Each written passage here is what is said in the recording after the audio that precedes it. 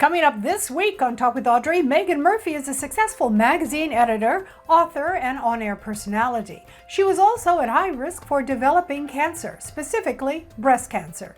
She joins me today to share her personal story and explain why she underwent genetic testing. Breast surgeon Dr. Katharine Yao of the American College of Surgeons, ACS, has information about how new standards from the ACS can help women take charge of their health to receive the best possible care. Brandi Britton is a career workplace expert for Global Talent Solutions and business consulting firm Robert Half. She has details from their 2024 salary guide that reveals the top hiring and salary trends impacting today's workforce. There's a new survey from Accenture that shows that most CEOs lack confidence in their organization's ability to protect against cyber attacks. Valerie Abend is the global cyber strategy lead for Accenture, and she has details on the cybersecurity survey and tips on how CEOs can make improvements. HGTV's Chip Wade has tips to help us refresh our homes this season, and it's all coming up this week on Talk with Audrey. Insightful, intelligent, and inspiring conversations and information to help you improve the quality of your life. It's all about the business of living. I'll be right back. Welcome back. Megan Murphy is a successful magazine editor, author, and on-air personality. She was also at high risk for developing cancer, specifically breast cancer. Megan's mom is a two-time breast cancer survivor, and her father passed away from pancreatic cancer. She also has dense breasts, making it more difficult to detect cancer. After a breast cancer scare herself, Megan decided to take action and undergo genetic testing to get a fuller picture of her risk. She's a previver, and she joins me today to share her personal story and explain why she underwent testing and the subsequent surgery. Welcome. Thank you for having me, Audrey. My pleasure. Megan, even though I already told your story, let's hear it again. Now, this is really fascinating. So you've always worried about your risk of a breast cancer diagnosis. Absolutely. So my mom is a two-time breast cancer survivor, and my family history of breast cancer is extensive. Nearly every woman on my mom's side of the family has had breast cancer or is currently undergoing treatment for breast cancer. My father passed from pancreatic cancer. We just have a lot of cancer in the family. And because my breasts were so dense, as diligent as I was with my screenings, I was always in fear. I would have, a mammogram, then I would need a follow-up sonogram, then it would go to a breast MRI. And then ultimately they did find a lump. I had it biopsied on like a Thursday or a Friday, held my breath the entire weekend in fear. And then by the grace of God, found out that it was benign on a Monday. I'm a mother of three. I've been so impacted by cancer. So this was hard. It was really scary and really hard. And it was in that moment that my breast surgeon looked at me and she says, we need a full picture here. We need to know what we're dealing with. Are we going to be doing this every 3 months, every 6 months? What are your actual risk factors? And so that's when we turned to Invitae and we did some genetic testing. I found out that I had a change in the DNA of my CHEK2 gene. And I think this is important, Audrey, because I think a lot of people know about BRCA1, BRCA2. We've heard of those gene variations. There's not as much knowledge about the CHEK2 gene, which also increases your risk for breast cancer. And for me, when I sat down with the genetic counselor and we looked at all of these risk factors, the family history, the dense breasts, my recent scares, and now this CHEK2 variation, there was no choice for me but to be as proactive as possible to live long and strong for my 3 kids. And so I did make the decision a year ago this month to have a preventative double mastectomy. Wow, that is so worth it. I mean, it's like the risk and the worry and all the time constantly had to have been overwhelming. So you made that decision. Oh, it was incredibly overwhelming, that hanging over you. And I had a little bit of PTSD from having my mom's diagnoses and my father's diagnosis and going through treatments and cancer and loss with my family. It was a lot. Right. And then that decision to have a double mastectomy so that you could be a previver versus a survivor.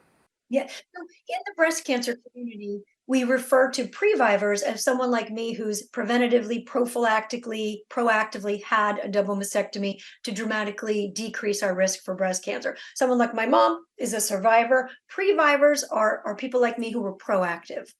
Megan, how long did it take you to make that decision?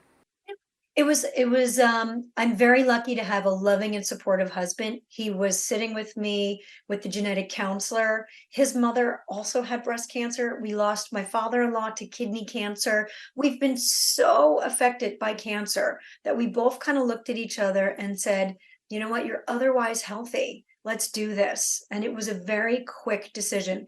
I also like to say I'm a magazine editor, so I'm incredibly decisive by nature and training. And once I make a decision, it's onward. But for me, it was just the real litmus test is, what do I want to say to my children? Do I want to say to my children, mommy has breast cancer? Don't worry, I'm going to be okay.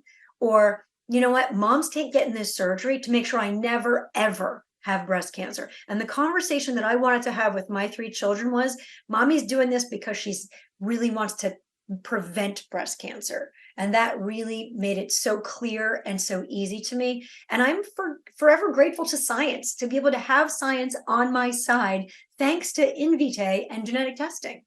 That's right. Well, I have to agree with you there. I certainly would not want to have to make that decision. But I've got to tell you, worrying about the risk and just having that genetic history, I probably would have made the same decision myself. So again, the opportunity to talk with you today, and I'm sure that women are saying to themselves, well, let me go get tested. Let me find out what my risk level is so that I don't have to be a survivor, but I can be a previvor. And I know that you're going to inspire a lot of women, Megan, to take better care of themselves too.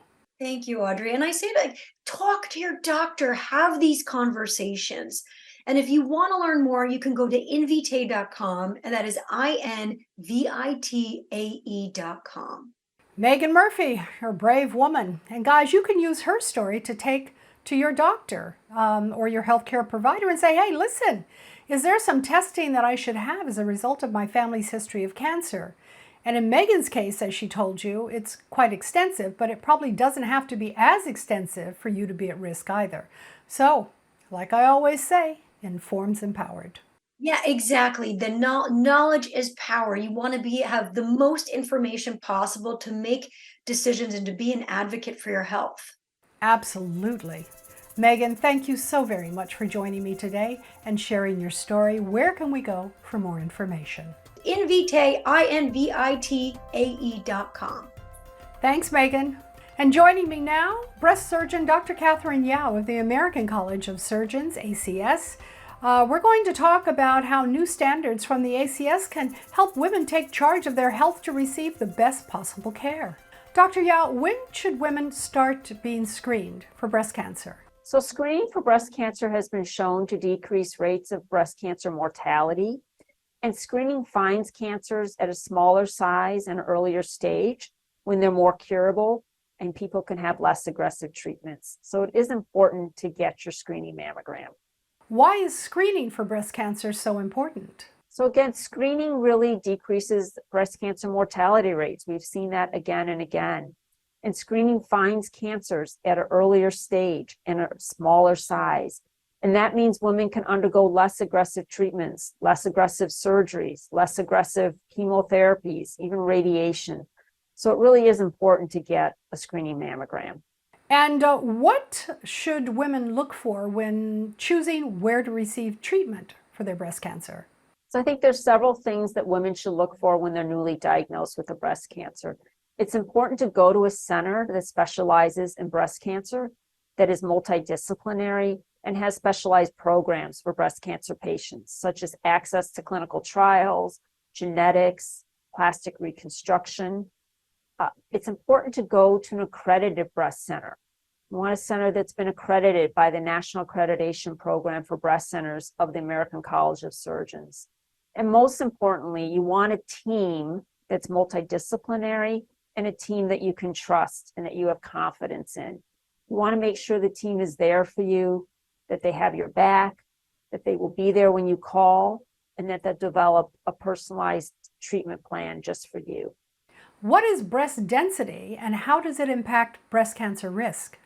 So breast density is the balance of the fatty tissue in the breast with the glandular and fibrous breast tissue. You can only tell if somebody has dense breast tissue on a screening mammogram. There are 4 density readings, and if you're in the higher 2 readings, then you would be in what we call a dense breast tissue reading. People with dense breast tissue have an increased risk for breast cancer, and so their screening regimen may change and be different than women that don't have dense breast tissue. And where can we go to learn more? I'd recommend that you go to the American Cancer Society website. They have a wonderful website with lots of information to read about breast cancer. The American College of Surgeons also has a wonderful website.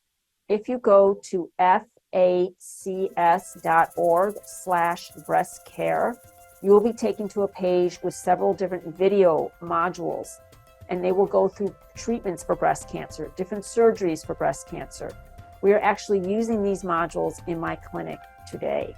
All right, so 1 in 8 women will be diagnosed with breast cancer in their lifetime, making breast cancer the most common non-skin cancer diagnosis in women. Thank you, Dr. Yao, for joining me. Thank you for having me. I'm going to take a quick break. I'll be right back. Welcome back. There's new research from Robert Half's 2024 salary guide that reveals the top hiring and salary trends impacting today's workforce, the roles expected to see the biggest salary gains in 2024, and how benefit options can help companies attract and retain top talent. Brandi Britton is a career workplace expert for global talent solutions and business for consulting firm Robert Half. Welcome. Thank you. Good to be here. Thanks for joining me. So what were some of the biggest takeaways from the Robert Half salary guide? Well, we're seeing 3 important trends. First and foremost, salaries remain top of mind. In fact, 63% of workers plan to ask for a raise before the end of this year. Second is flexibility. Employees want to say and when, where, and how they work. And third is inflation. It's what's driving workers to demand raises, but it's a two-way street, and that inflation is impacting employers just as much as employees. Well, does that mean that employers are going to be a little hesitant to give raises? Well, employers have the opportunity to provide things alternative to compensation. So compensation is still going to increase, albeit at maybe a more moderate pace than it has been in the past. But what they can do to compete for the best talent is offer flexibility. And what we mean by flexibility is a hybrid schedule. Employees want that type of flexibility. In fact, we recently placed an individual who was working full-time in an office, commuting an hour and a half each way. And by helping him find a hybrid schedule, he was able to find a better work-life balance. And it just speaks to why flexibility is so important to employees. Yeah, absolutely. I mean, not everything has to be monetary. And quite honestly, if you get that flexibility in your schedule, it saves you time, but it also saves you money in terms of your commuting cost and all the other expenses, right? Yes, absolutely. And for companies, it can be the great equalizer, particularly companies who have budgetary constraints. In lieu of a large raise, they can offer that flexibility and hybrid schedule and can compete with companies who maybe offer larger salary packages. Well, are there any other benefits or options that companies are thinking about providing? Well, hybrid flexibility remains number one, but there's other things as well, that other types of perks. So you've got different types of benefit packages, which are very important, other types of discounts and conveniences, and really that overall culture that they can provide their employee to make sure that they enjoy where they're working every day. Are employers considering making these benefit packages available to employees at all levels? Yeah, absolutely. First, employees need to reflect on what's important to them. So what type of benefit package is important to them. They want to research and utilize resources like our Robert Half salary guide to get an understanding of what benefit packages are out there, what's most common. And then if for some reason they're not afforded the various benefits packages that meet their needs, then they should act and request a meeting with their manager. And then prepare for that meeting in advance by practicing with friends and family to have that discussion with their employer. Speaking of that discussion, how do you know when and if it's a good time to ask for a raise? Absolutely. So you want to be aware of how your company is doing financially. Then, second, when is the last time that you had an increase? Has it been a year or longer? And then, if you've got an ROI that you can show your employer about how you've contributed to the organization, we recommend that you go ahead and go for it. So don't just ask for a raise because you feel like you deserve it, but actually show your employer what you're doing to contribute to the bottom line. That's right. What is your individual ROI? What are some of the positions that are expected to see some of the biggest salary gains in 2024? Well, I can tell you, I've been doing this for 25 years, and positions that were not always popular are very popular right now. So, for that entire list of positions, you can take a look at our website at roberthalf.com. And what other information can we find on the site? That's right. On our website, you can take a look at our salaries, what to expect for next year, tips for job seekers looking for a new position, as well as tips for employers who are focused on either hiring or retaining their employees. Brandi Britton, career and workplace expert for Global Talent Solutions for business consulting firm Robert Half, has been my guest. Do you have any other words of advice, Brandi?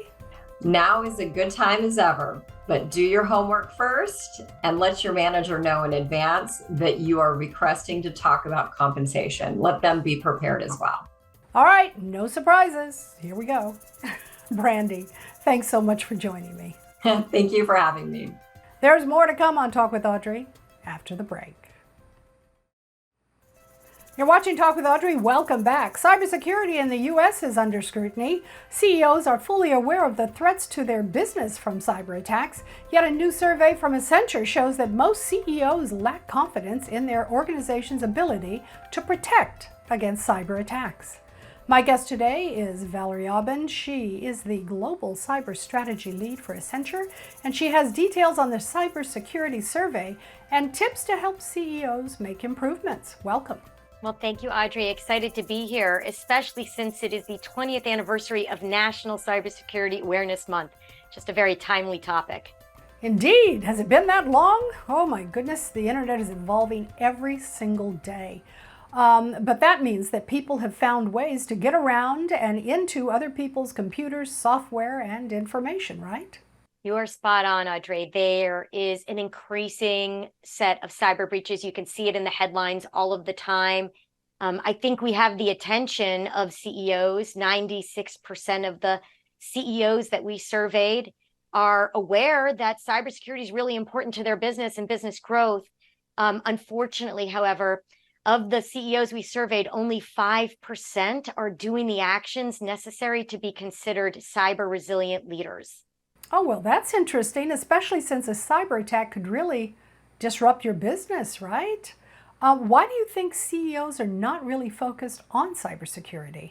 So there's really a disconnect, it appears, between understanding and awareness and the actions that a CEO needs to take. The majority of the CEOs we surveyed have two misconceptions. The first is that this is really a technical thing that can be handled like in a vacuum, in a silo by information security teams. And then the second misconception is that it actually costs more to do the cybersecurity resilience things needed up front than it would to actually recover from a breach. But of course, history would tell you otherwise. So what do you suggest? Because it's like, yeah, it's expensive. You're absolutely right. Doing the right things up front is for sure the best route. And that's why we have 5 key actions in our report based on the research that we're telling CEOs to take. And that first one is to embed cybersecurity and resilience upfront in your business strategy, your products, and your services. But we also are telling them to think about this from a culture perspective, to hold their entire C-suite and senior leadership accountable to specific ways in which they can affect the cybersecurity and resilience of the company.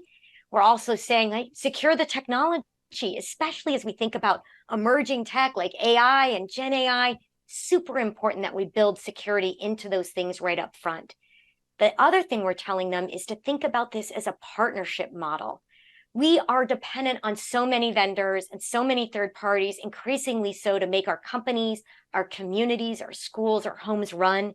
And so it's really important that you think about this in partnership and that you hold your third parties accountable and you work with them to actually help them be more secure and resilient. It is a team sport. And then the final thing we say is, don't treat this like episodic intervention. This is not about when a crisis exists. You should get involved as the CEO with focused attention every single day. This is continuous involvement. Where can we go to learn more? So I would encourage everyone, it's essential reading, to go to Accenture.com/cyber CEO. Read the report, look at the data.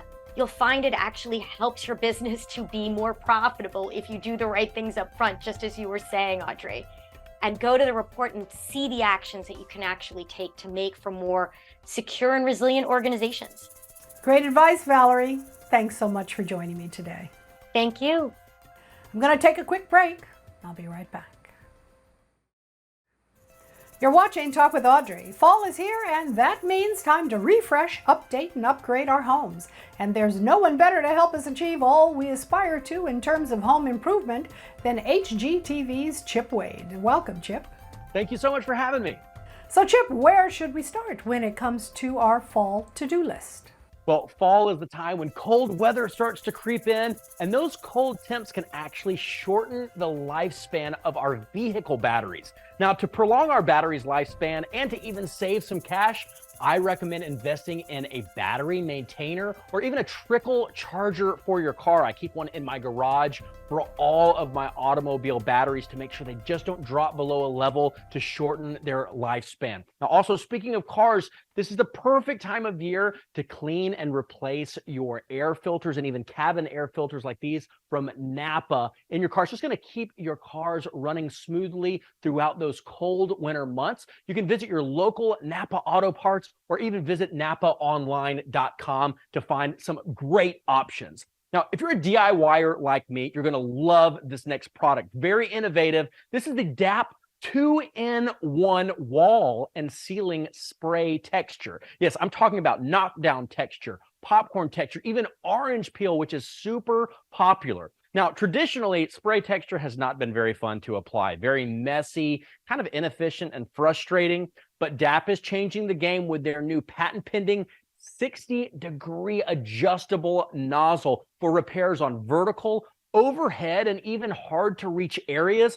This is new to the industry and is going to make spray texture so much of a joy to do rather than a hassle. They even have this cool feature. Look at this locking tab, which makes storage and transit absolutely easy and clean. You can find out more at dap.com. Oh, I love those ideas. Now, what about when it comes to our home? Energy efficiency is always a hot topic as we reach into the fall months. And this is because still up to 90% of our homes are under insulated. That means we just are throwing money away broadly across the country. However, you can save money on your energy bills and even more by qualifying for up to $1,200 in tax credits from the Inflation Reduction Act by insulating with some Owens Corning pink next gen fiberglass insulation. This stuff is amazing. Now, this isn't your old school fiberglass insulation that's sticky and prickly and makes you itch. This stuff is soft as cotton. You can work with it all day long in complete comfort, and it's a breeze to install. This is available at your local Lowe's, also at lowes.com, and make sure to find out more about that tax credit at owenscorning.com. All right, last up, fall also means football season. We all have game day at the house for our favorite team. Lowe's has now partnered up and has NFL licensed Valspar paint colors for all 32 NFL teams. That's right. It's going to make game day amazing by updating and just kind of creating that vibe in your house. They also have all the coordinated colors for your teams with interior decor like chairs and blankets and coasters and side tables, the whole nine. They're calling this the home team partnership with players like Dak Prescott and so many others. Make sure to find out more about all of these products at lowes.com/home team. Great stuff, Chip. Where can we go for some more information? I've got all of these products and more on my blog at wadeworkscreative.com. Good luck this fall and enjoy football season. And that's it for this week's show. I'm Audrey Adams. Join me here next week for more insightful, intelligent, and inspiring conversations and information to help you improve the quality of your life. It's all about the business of living. I'll see you next week.